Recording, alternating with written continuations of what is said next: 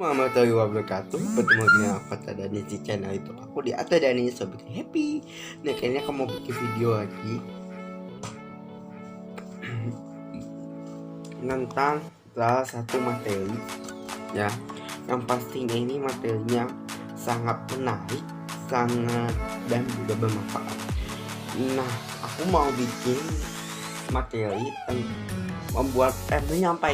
menyampaikan materi yang sangat penting bagi kamu semua ya.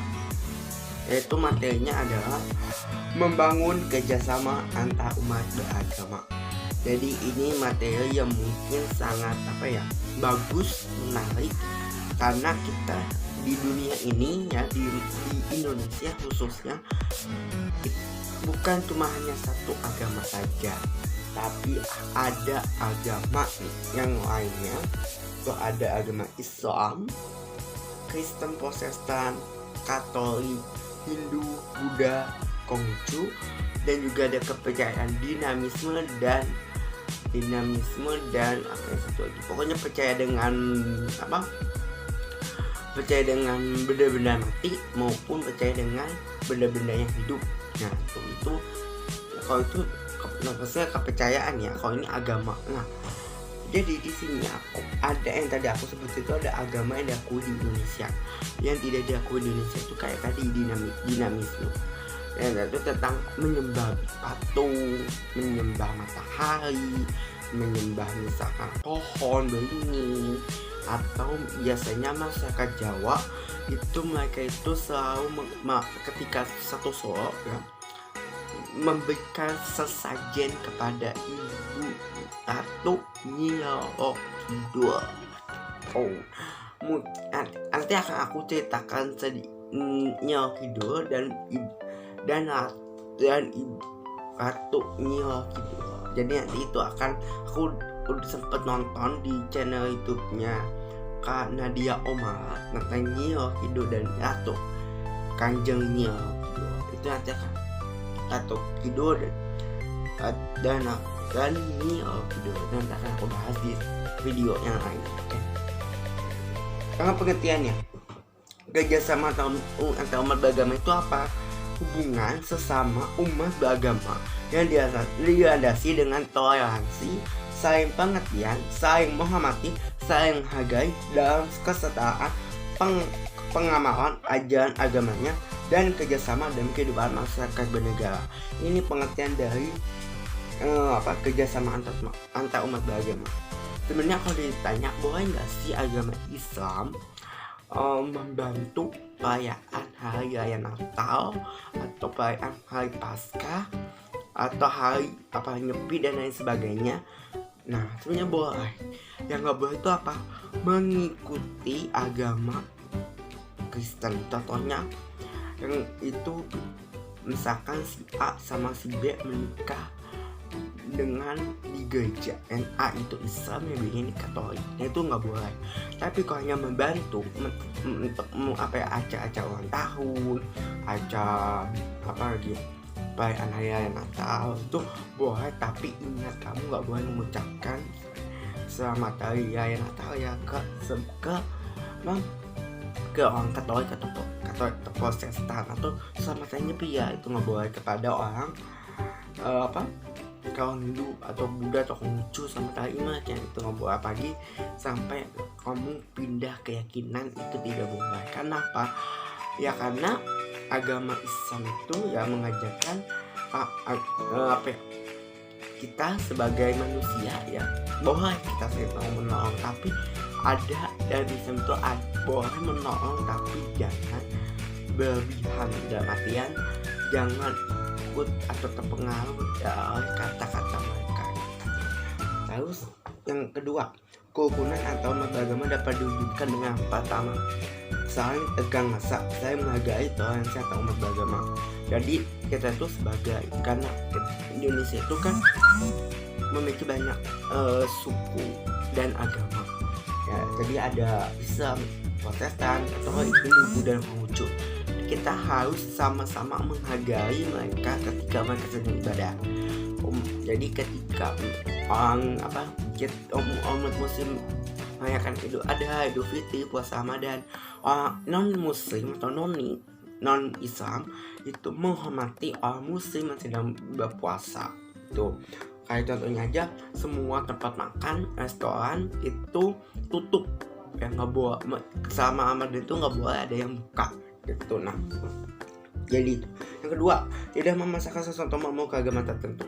Ini penting banget karena biasanya ada orang itu pengen, dia tuh udah suka banget, udah cinta mati ya, pengen menikah tapi karena terhalang oleh agama.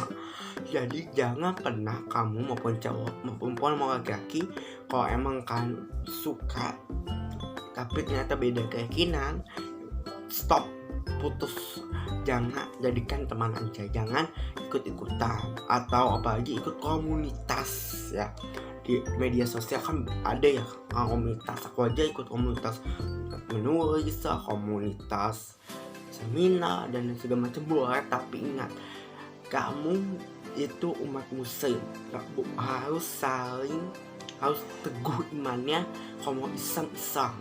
Jangan ketika dari kecil, dari kamu bayi sampai kamu SMA, kamu beragama Islam. Ketika kuliah, pindah agama ke agama Katolik, sama seperti kayak Kak Sandy Aulia. Itu tiga kakaknya itu beragama Islam. Bapaknya Islam, ibunya Kristen. Jadi itu karena faktor perceraian. Bapak dan ibunya cerai karena cerainya bukan karena perselingkuhan, tapi perceraiannya itu karena si istrinya ini nggak suka dengan agama Islam. Awalnya udah masuk Islam, mualaf, ternyata murtad lagi, pindah agama ke agama Katolik, Kristennya. Sandinya ketika itu hak asuhnya karena Sandy Aulia itu masih 1 tahun umurnya, masih butuh ASI, makanya akhirnya si Kak Sandy Aulia ini dibawa oleh ibunya tinggal di Manado. Aku udah lihat di channel YouTube-nya Kak Sandy Aulia. Jadi kayak bener-bener sedih, tapi ya gimana lagi, karena itu semuanya dari hidayah. Kalau emang dia Allah Subhanahu wa Ta'ala memberikan petunjuk atas kamu masih sama, berarti semoga aja kita doain aja ya, karena yang ya, gitu sih. Apa bud kepotong. Nah, terus yang ketiga, melaksanakan ibadah sesuai dengan agamanya maupun peraturan negara dan pemerintah. Jadi kan gini ya, dulu itu ketika belum ada, ketika masih Indonesia dijajah Belanda dan Jepang, dulu kan masyarakat Indonesia tuh pokoknya dulu tuh agama itu, kalau kalian belajar sejarah pasti yang pertama itu adalah agama Hindu dan Buddha masuk ke Indonesia ya. Hindu dan Buddha masuk ke Indonesia kan, setelah Hindu dan Buddha masuk ke Indonesia itu kan dari India. Hindu dan Buddha itu dari India. Terus masuk Islam. Di Islam ini banyak ada dia katanya banyak, kalau dari buku sejarah itu dari Gujarat, tapi ada juga yang dari Mesir, dari Mekah dan lain sebagainya. Nah, terus setelah itu baru orang Romawi Eropa membawa agama Katolik dan Protestan masuk ke dalam Indonesia, masuk ke negara Indonesia. Dari situ karena mayoritas yang beragama Katolik itu dan Protestan di Medan sama Manado. Bali itu Hindu dan Kristen juga ada. Ini kalau dibilang baik rata-rata sih di Indonesia itu yang lebih banyak Islam. Kalau di sini di sensus 2010 Islam itu ada 87%, Kristen Protestan 7%, Katolik 3%, Hindu 1,7%, Buddha 0,7%, Konghucu 0,05%.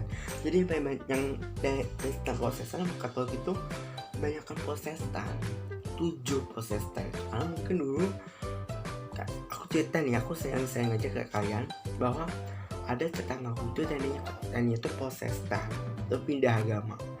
pindahnya pun dia kok gini, tetangga aku tuh bilang, kalau untuk agamanya kitabnya Alkitab sama, yang dipelajari sama, tapi perbedaan gerejanya aja yang beda. Antara Katolik sama Protestan tuh beda gerejanya. Nah ini tadinya dia ke Protestan, tadinya Katolik, sekarang jadi Protestan. Suaminya itu Katolik, dan yang Protestannya Katolik, jadi dibolak-balik.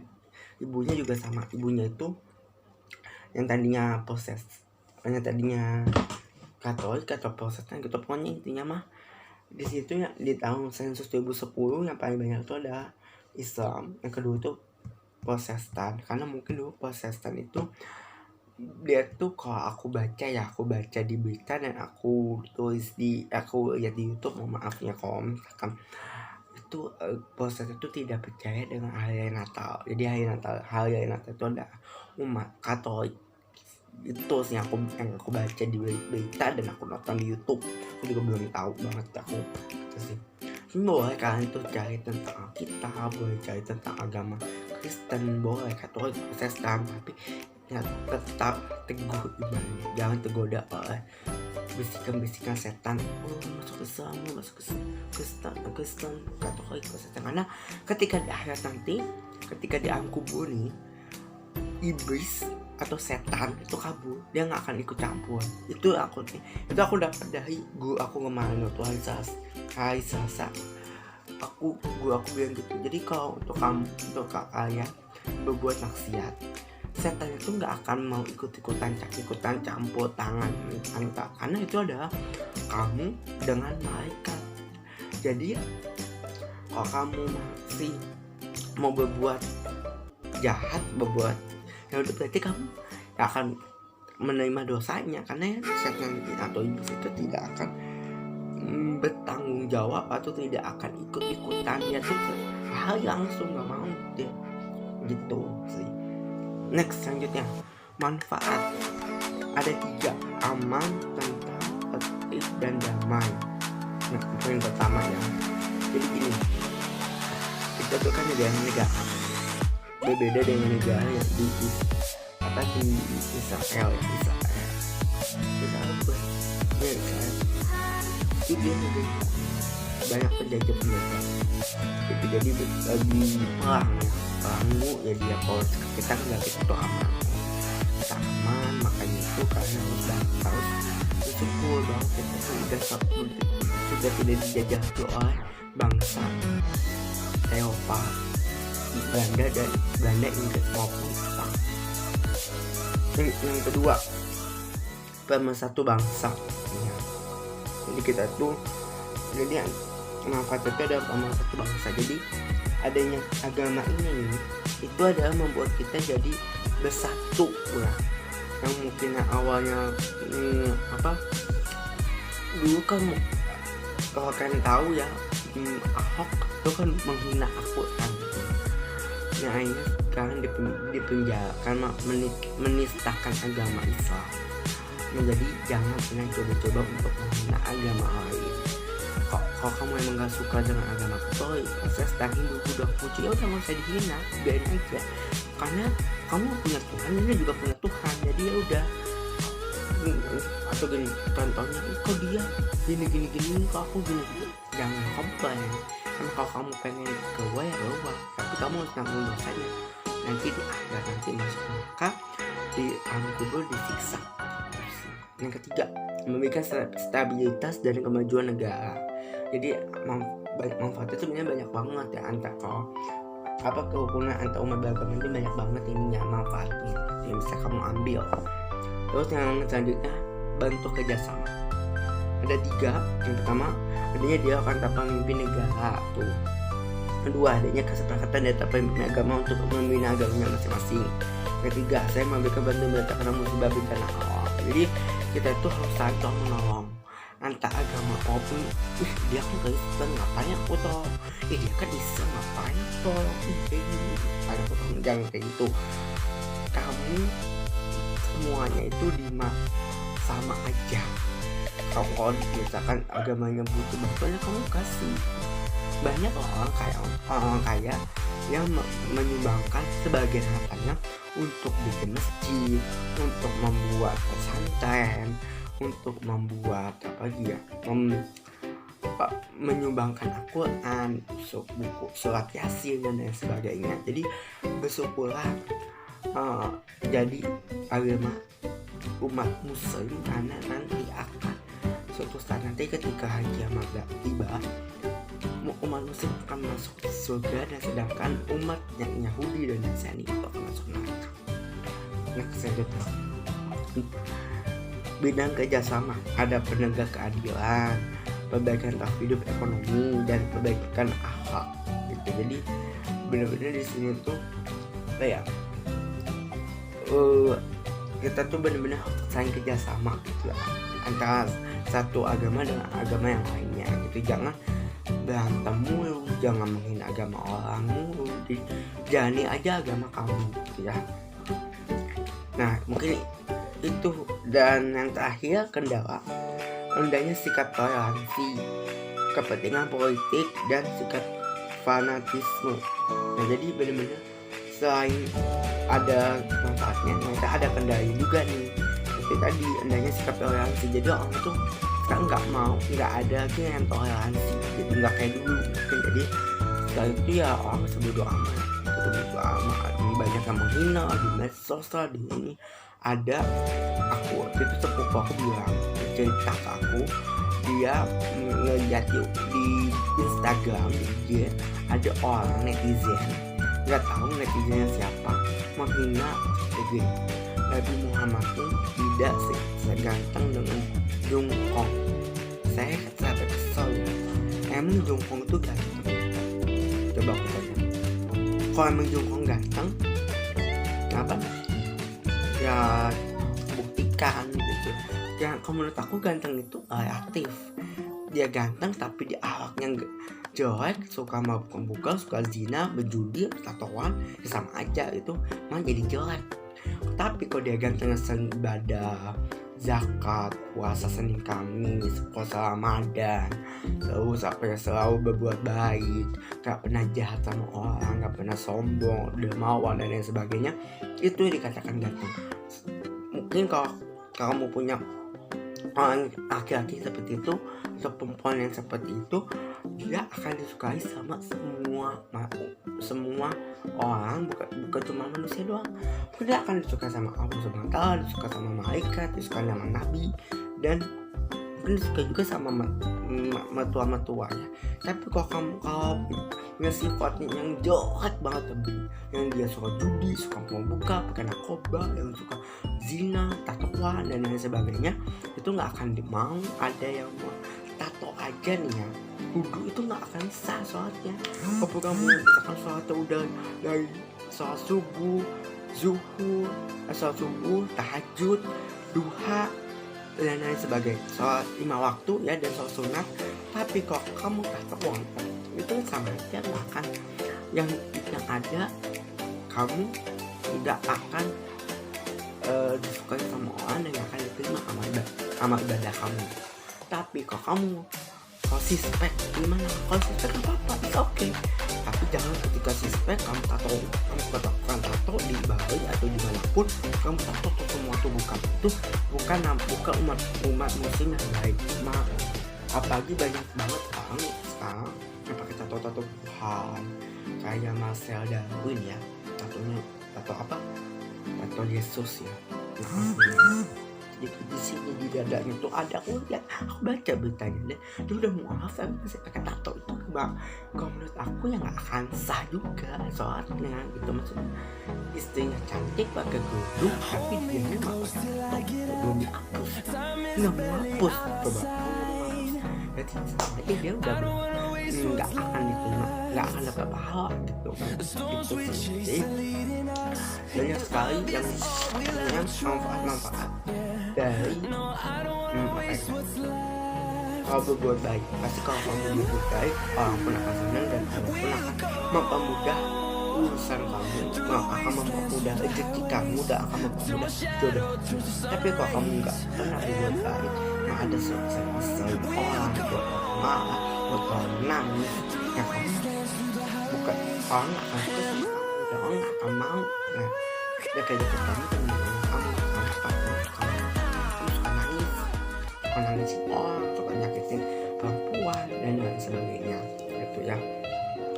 Mungkin itu dulu aja yang bisa aku sampaikan pada kesempatan kali ini. Mohon maaf apabila ada kata-kata yang salah. Dan sampai jumpa di video call selanjutnya. See you next video. Dadah. Assalamualaikum warahmatullahi wabarakatuh. That's how we live it. Don't be mad at the system. It's simply how we've existed. I hear a lot of people talking like they politicians.